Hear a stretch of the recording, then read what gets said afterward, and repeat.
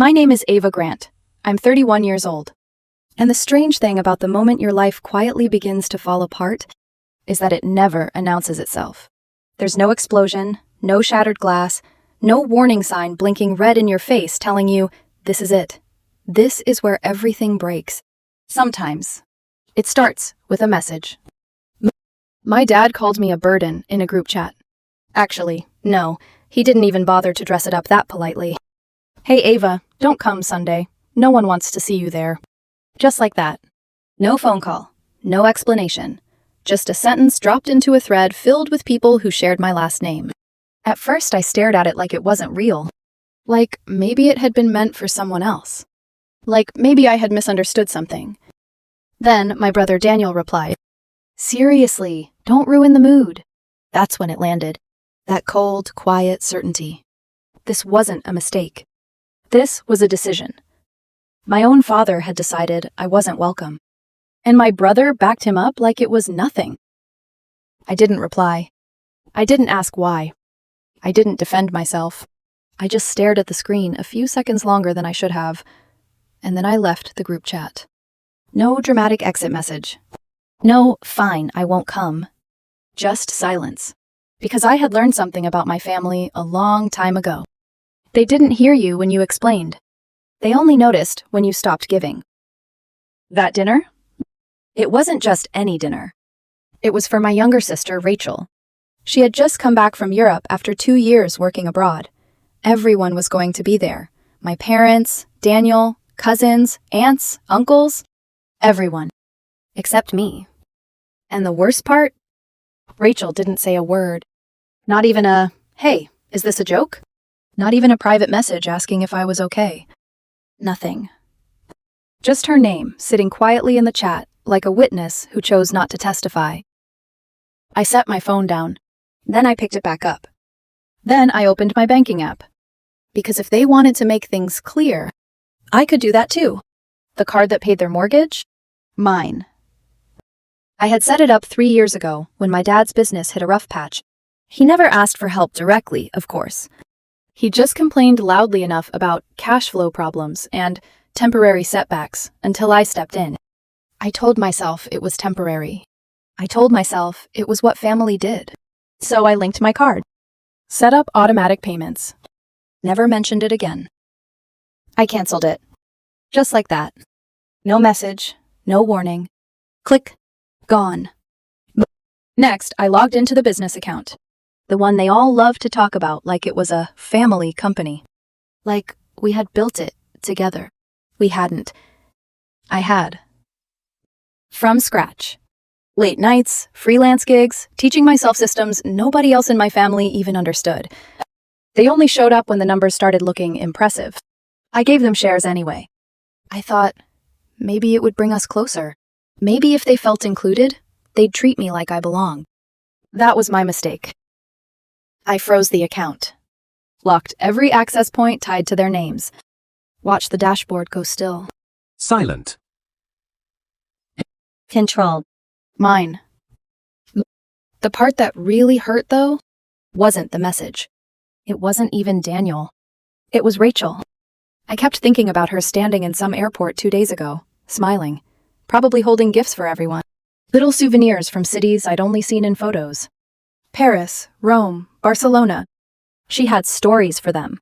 Memories for them. And for me? Not even a sentence. I didn't tell my boyfriend right away. Ethan and I were supposed to have dinner that night. He had picked the place, a small restaurant with dim lighting and overpriced wine, the kind he liked because it felt intentional. I couldn't eat. I pushed food around my plate and pretended to listen while he talked about his day. He noticed, of course. He always noticed. "What happened?" he asked finally. I shook my head. Nothing. He didn't push. That was one of the things I loved about him. He never forced his way into my silence. He just waited until I was ready to open the door. It wasn't until we got back to my apartment that I told him. I didn't dramatize it. Didn't add emotion. Just said the facts out loud, like I was reading someone else's story. They told me not to come to dinner. Ethan leaned against the kitchen counter, arms crossed, expression unreadable. Who's they? My family. A pause. Then, quietly, what are you going to do? That question sat between us. Heavy. Simple. Unavoidable. I thought about it for a second. Then I exhaled. Whatever I have to. He nodded once. No lecture, no advice. Just, okay. By the next morning, my phone was full. 5 missed calls from my dad. 2 from my mom. 3 from numbers I hadn't saved but recognized as cousins. 1 voicemail after another. I didn't listen to them. I didn't need to. Because I already knew the script. First, anger. Then guilt. Then, we were joking. The email came in around 10 a.m. Formal. Cold. Carefully written. Ava, what you did was unacceptable. That dinner wasn't about you. It was about family. You're acting like a child. I read it once. Then again. Then I deleted it. Because the word family didn't mean what they thought it did. Not anymore. The follow-up message came an hour later. We were joking. Don't overreact. I stared at that one a little longer. Then I finally replied. 3 sentences. Short. Clean. Final. Remove me from the family business. I'm done. I copied my lawyer. No more pretending. And just like that, the war started. The fallout was immediate. Not loud at first. More like the first crack in a wall everyone had painted over too many times. My mother called me 6 times before noon. My father left 2 voicemails. Daniel sent a text that started with my full name, which meant he was trying to sound like the responsible one. Ava Marie Grant, you need to stop acting insane. I almost laughed. Insane.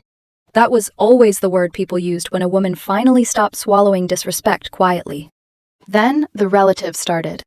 Aunt Linda left a voicemail so long, my phone had to split it into 2 files. One cousin messaged me, "This isn't who you are." Another wrote, "Ethan has changed you." There it was. Ethan. Of course. Because to them, I couldn't possibly have boundaries on my own. I couldn't possibly be tired. I couldn't possibly have reached the end of something that had been rotting for years. No. A man must have put the thought in my head. My mother's first message was voice to text, full of strange punctuation and guilt. You used to be such a good daughter before him. I read it 3 times. Not because it surprised me, because it didn't. They had never liked Ethan. Not really. They smiled when he was around, of course. My family was good at smiling when witnesses were present. But underneath that smile was always something sharp. My dad once asked him, slowly, if he understood how our family worked. My aunt asked if his mother had raised him with proper values. Daniel joked that Ethan looked like the type of guy who would take a woman's last name and still call himself traditional. Everyone laughed. Ethan didn't. He just took a sip of water and looked at me like he already knew the answer to a question I hadn't yet asked myself. Why do you let them do this? By early afternoon, the group email arrived. Subject line. Your choices have consequences. It was from my father's personal account. Copied were my mother, Rachel, Daniel, 2 uncles who had nothing to do with the business, and 1 aunt who treated every family crisis like a courtroom drama she was born to perform in. The email read like they had passed the laptop around the dinner table. The dinner table I hadn't been invited to. My father wrote that I had embarrassed the family, that I was being manipulated. That money had made me cold. My mother's part was longer. She wrote about sacrifice, about how she and my father had worked themselves sick so their children could have opportunity, about how I was forgetting where I came from, about how I was throwing away blood for a man who didn't understand our values. Then she ended with, I am praying for you. Rachel wrote nothing, but her name sat there in the CC line. And somehow, that hurt more than if she had insulted me herself. Because silence can be a weapon when someone knows exactly where to stand. They accused me of touching family property. That phrase made me sit back in my chair. Family property. The LLC paperwork had my name on it. The startup funds came from my savings. The first clients came from relationships I built while Daniel was still bragging about business ideas he never started. My father hadn't even known what our software did for the first year. But the moment money arrived, suddenly it was legacy. Suddenly it was ours. Suddenly I was selfish for remembering the truth. I didn't answer the email. I closed my laptop and went to the office. The building was glass and steel, clean in that impersonal way offices are when people are trying to look more stable than they feel. My assistant Nora looked up when I walked in. "You okay?" I nodded, which was not an answer. She knew that too. 2 hours later, she knocked on my office door. "There's a Thomas Grant in the lobby," she said carefully. "He says he's your father. He's refusing to leave." My father had never visited my office before. Not when I signed our first major contract. Not when we expanded into 3 states. Not when the company crossed 7 figures. But now that I had frozen access, he suddenly knew the address. "Let him up," I said. He walked in like he owned the floor. Didn't greet Nora. Didn't look at the company logo on the wall. Didn't even wait for me to offer him a seat. He sat down across from me, jaw tight, eyes cold. "You've lost it," he said. No hello. No how are you. Just judgment. I folded my hands on the desk. "Good to see you too, Dad."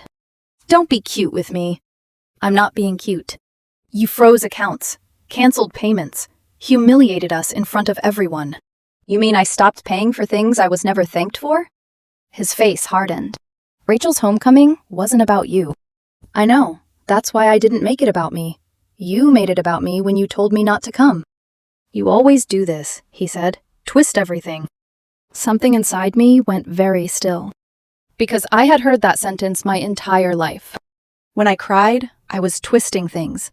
When I objected, I was twisting things. When I remembered exactly what someone said, I was twisting things. "No," I said quietly.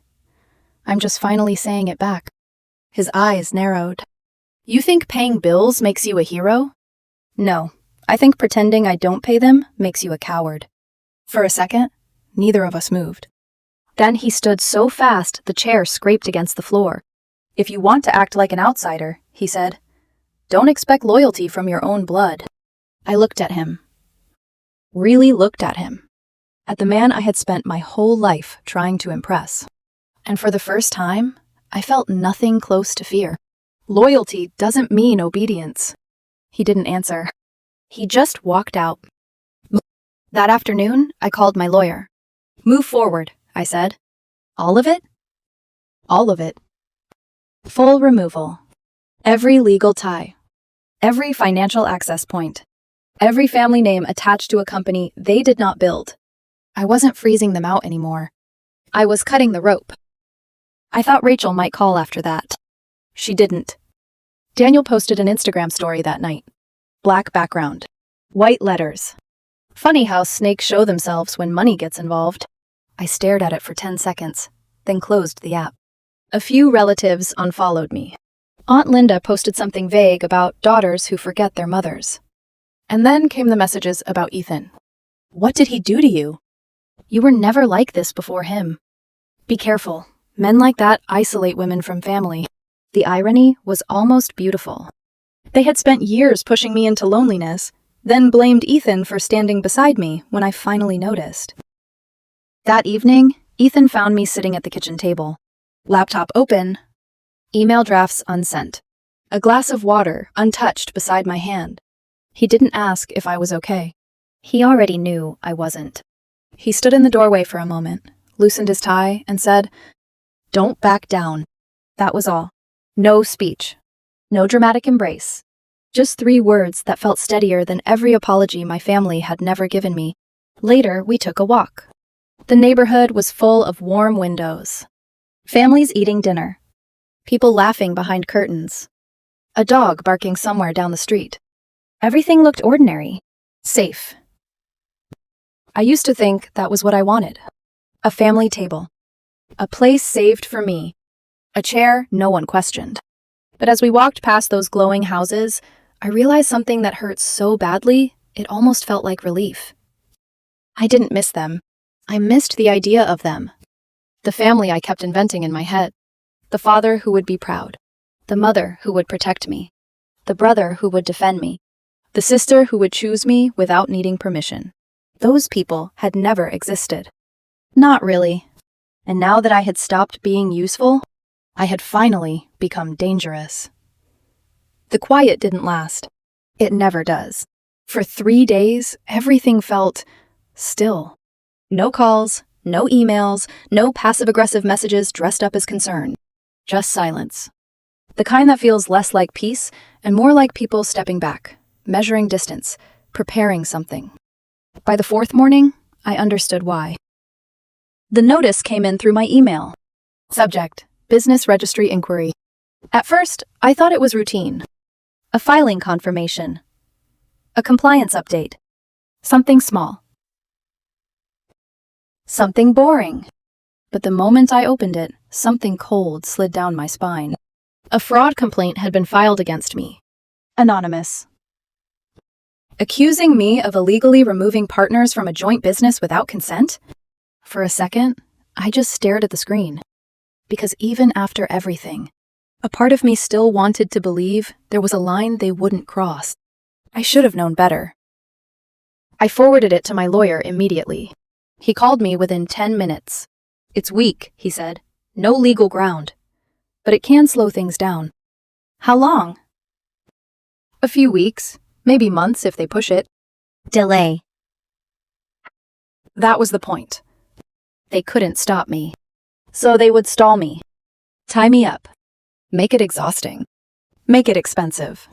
Make it just painful enough that I might reconsider. I leaned back in my chair and closed my eyes. They weren't trying to win. They were trying to wear me down. That same afternoon, Ethan got a message. Not on his phone. On Instagram. From a private account with no name. Just a profile picture of something generic. A sunset, maybe. The message was long. Too long. Too carefully worded to be random. She's tearing her family apart. She's forgotten where she came from. You should be ashamed for encouraging this. Leave her before she ruins both of your lives. Ethan read it once, then handed me his phone. I read it twice. Not because I needed to, but because I recognized the voice behind the words. The phrasing. The tone.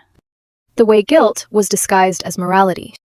They're getting sloppy, I said quietly. Ethan didn't answer.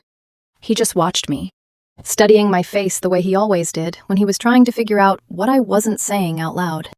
I handed the phone back. Delete it. He did. No questions. No anger. Just gone. But I saw the way his jaw tightened, and I knew. They had crossed something. Not just a boundary. A line. That night, I drove to Daniel's house. I didn't text. Didn't call. Didn't give him the courtesy he had never given me. I just showed up. His porch light was on. The same warm yellow glow I remembered from 100 family gatherings where I stood in the corner pretending I belonged.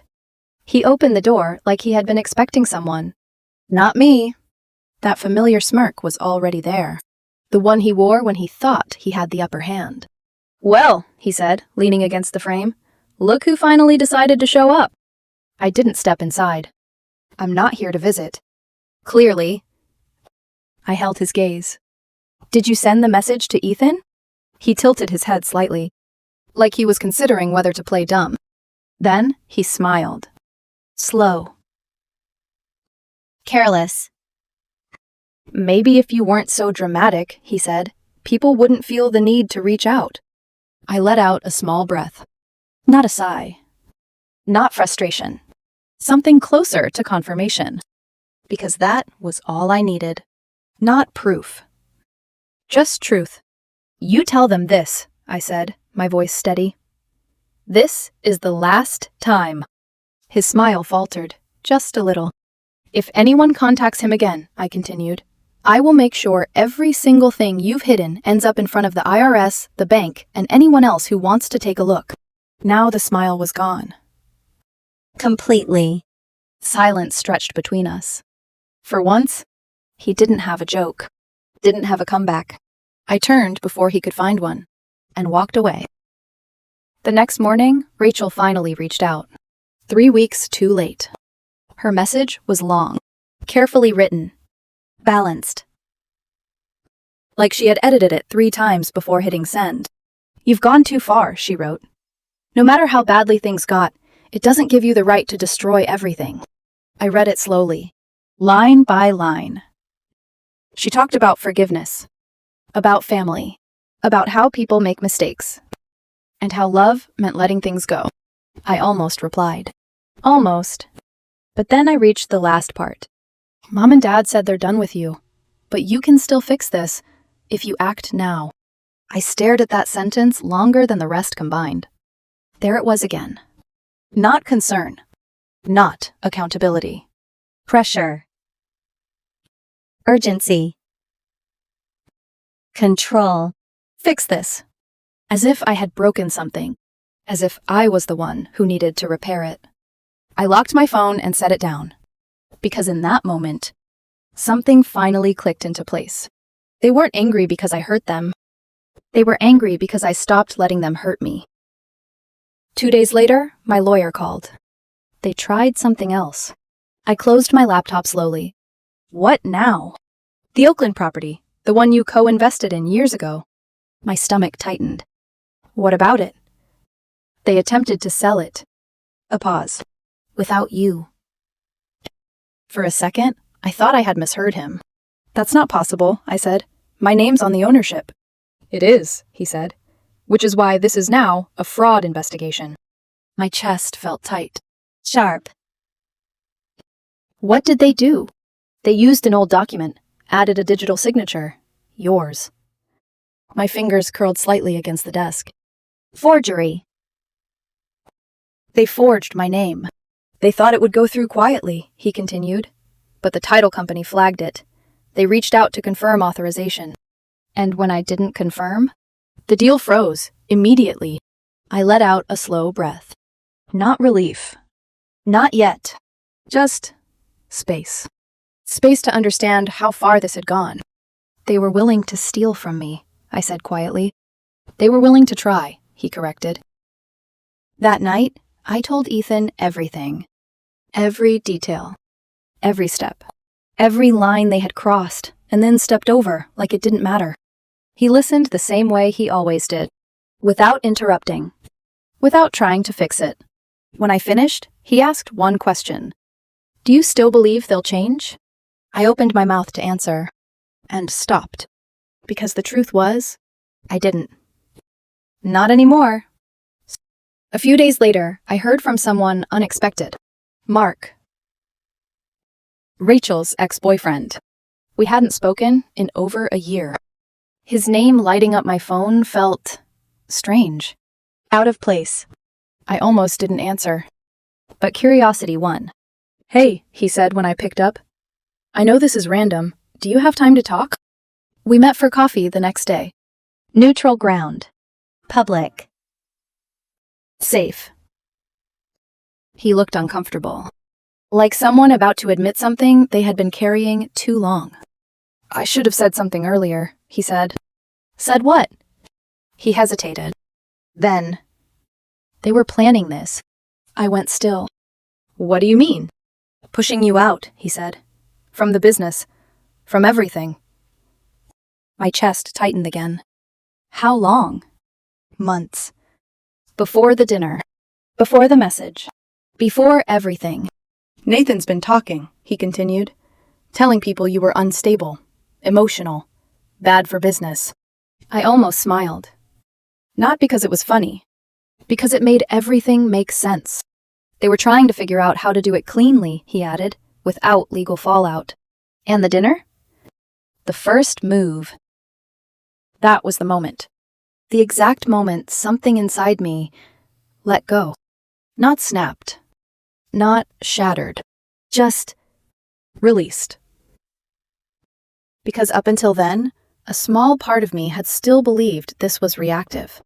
That maybe they had lashed out. Lost control. Said things they couldn't take back. But this was planned. Calculated. Deliberate. They didn't turn on me. They were always going to. That night, I went home and opened my laptop. The final documents were ready. My lawyer had everything prepared. All that was left was my signature. Ethan sat across from me, quiet, watching. Not pushing. Just present. "Are you sure?" he asked. I looked at the screen. At the names I had grown up with. Attached to something I had built alone. And I felt nothing. "No," I said softly. Then I picked up the pen. "But I'm done waiting to feel something different." I signed. The grant name was removed from the business. Replaced with mine. Just mine. No shared ownership. No silent partners. No family ties. Just the work I had built. And the life I was finally choosing. They called me a traitor. I heard it through relatives. Through whispers. Through secondhand conversations meant to reach me. But they forgot one thing about traitors. You can only betray something if you still belong to it. And I didn't. Not anymore. Weeks passed. Quiet again. But this time, it felt different. Less like tension. More like distance. The kind that settles after a storm has already taken everything it was going to take. I should have felt victorious. Instead, I just felt tired. Because winning doesn't feel like winning when it's against your own family. 2 months passed. No calls, no emails, no messages from unknown numbers pretending to be concerned relatives. Just silence. The kind that settles in slowly, like dust after something collapses. I thought I would feel relief. Freedom. Something light. But that's the thing no one tells you about cutting people off. Even when you're right, it still hurts. The fraud case closed in my favor. The Oakland property was restored fully under my name. The complaint against me was dismissed without ceremony. On paper, I had won. Clean. Final. Undeniable. But victory felt hollow, like clapping in an empty room. I stopped checking my phone as often. Stopped expecting anything. Stopped replaying old conversations in my head, trying to rewrite them into something kinder. I had buried the idea of reconciliation weeks ago. The night my mother stood outside my apartment door and told me they didn't have a daughter anymore. That sentence stayed with me. Not loud. Not sharp. Just there. Like something lodged under the surface. Then the letter came. Handwritten. My mother's script. Careful, neat, almost delicate. As if presentation could soften meaning. I opened it slowly. No apology at the beginning. No acknowledgement of what had happened. Just, "We don't want to fight anymore." I read that line twice. Then kept going. She said they missed me. That things had gone too far. That Rachel would be back from Boston in a few days, and they wanted to sit down. Just talk. Just talk. Like everything that had happened could be folded neatly into a conversation over dinner. Like damage could be undone with polite words and a shared table. There was something else in the envelope. A photo. Old. Faded at the edges. My dad standing at the grill, pretending he knew what he was doing. Rachel laughing at something off camera. Daniel holding up a beer like he had just won something. And me. Younger. Smiling. Holding a bowl of salad like I didn't know any better. I stared at it for a long time. Because that girl in the photo, she still believed in them. My phone buzzed before I could put it down. Daniel. Enough is enough. They're getting older. Let it go. No hello. No, how are you? Just pressure dressed up as urgency. Like time was suddenly a moral argument. Rachel followed a few minutes later. "I know it's hard," she wrote, "but don't let pride win. They're still your parents." I let out a slow breath. There it was again. That word. Pride. As if this was about ego. As if boundaries were arrogance. As if self-respect was something you grew out of. I read her message 3 times. Then I left it unanswered. That night, Ethan and I sat on the balcony. The city stretched out in front of us, lights blinking, cars moving, people living lives that had nothing to do with mine. We opened a bottle of wine. The same one he had brought the night my family refused to meet him. Neither of us said much at first. I handed him the letter. The photo. My phone, with the messages still open. He read everything quietly, then handed it back. "What do you want?" he asked. "Not what should you do. Not what's right. Just, what do you want?" I leaned back in my chair and stared out at the skyline. "I don't know," I admitted. And that was the truth. Because part of me still wanted a different ending. Still wanted them to understand. To apologize. To see me not as the role I played, but as who I actually was. But another part of me, the part that had finally learned, knew better. "They don't want to fix things," I said slowly. "They want things to go back to how they were." Ethan nodded once. "And do you?" I didn't answer right away, because the answer felt too simple. "No." A week passed. I didn't respond. Didn't block them. Just let the silence sit. I thought that would be the end of it. I was wrong. She came to my office on a Friday morning. Alone. No call ahead. No message. Just walked in and asked the receptionist if she could speak to me. When Nora told me, I almost said no. Almost. But something, curiosity maybe, or something unfinished, made me say yes. 10 minutes, I told her. My mother looked smaller. That was the first thing I noticed. Not physically, but something in the way she held herself. Like the sharp edges had worn down. She sat across from me in the meeting room. Didn't touch the water I offered. Didn't cry. Didn't beg. She just looked at me. Really looked at me. And said, "Your father is sick." The words didn't land right away. They just hovered. "What kind of sick?" I asked. "Cancer." A pause. "Prostate." My chest tightened. Not dramatically. Not like in movies. Just enough to remind me I was still human. "They caught it late," she continued. "He started treatment, but it's aggressive." I nodded slowly, taking it in, trying to feel something clear. But all I found was confusion. "He didn't want you to know," she added. I told him he was wrong. I let out a quiet breath. "Why now?" Her eyes softened. "He wants to talk to you." I held her gaze. "Then he should come himself." "He's different," she said. "He doesn't say it, but he regrets things." Regret. Another word that arrived too late to be useful. "He's been looking at old photos," she added quietly. "Talking about you." I didn't respond.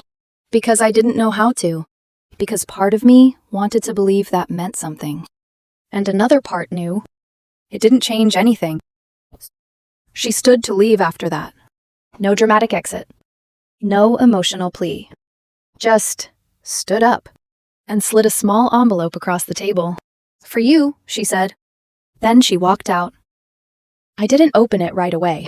I just sat there, staring at it, like it might disappear if I looked away. When I finally did open it, the handwriting wasn't hers. It was his. Messier. Less controlled. "If this is the end of my time, I don't want to spend it pretending you're not my daughter." I read that line twice. Then a third time. Because it didn't sound like him. Not the man I knew. Not the man who had stood in my office and called me lost. Not the man who had told me not to come home. But maybe people change when they run out of time. Or maybe they just finally say the things they should have said years ago. That night, I showed Ethan the note. We didn't talk right away. We just sat there, letting it exist between us. Finally, he spoke. "You don't owe them anything." I nodded. "I know." "But if you need closure," he added carefully, "this might be the only chance you get." Closure. I turned the word over in my head, tested it, weighed it. Because closure doesn't come from other people. It comes from deciding you're done asking questions. And for the first time in my life, I wasn't asking anymore. I stood on the balcony later that night. The city was quieter. The air cooler. Everything felt still. In my hand was the letter, the photo, my phone with messages I still hadn't answered. And I realized something. This wasn't about revenge anymore. It wasn't about proving anything. It wasn't even about them. It was about me. My peace. My choice. For once, mine. Maybe I would go to that dinner. Sit across from them. Say everything I had never said. Or maybe I wouldn't. Maybe I would let it end here. Quietly. Finally. Because here's the truth. They had their chance. And they didn't just waste it. They burned it. But for the first time in my life, I didn't need them to choose me. Because I had already chosen myself. And whatever I decided next wouldn't be about fixing the past. It would be about protecting the future.